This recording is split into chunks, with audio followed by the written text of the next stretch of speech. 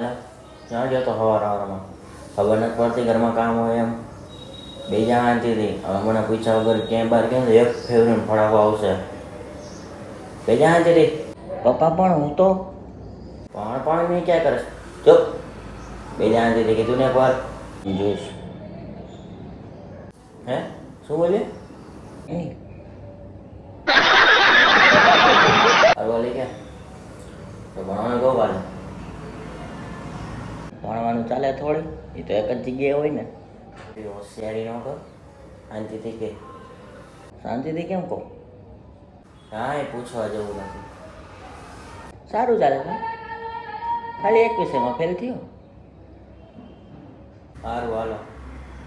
તો એક કામ કરો કાલથી દુકાન ભેગી ના થઈ જાઓ આપણે કાંઈ ભણવું નથી બરાબર મારા છોકરાને કંઈ કહેતા નહીં હો મારા છોકરો હોશિયાર છે હોશિયાર હા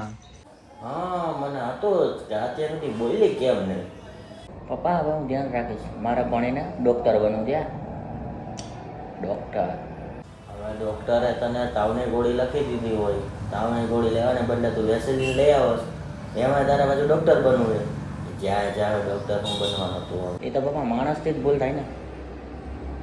એ જ અફસોસ છે મારો છોકરો લાખોમાં એક છે લાખોમાં એક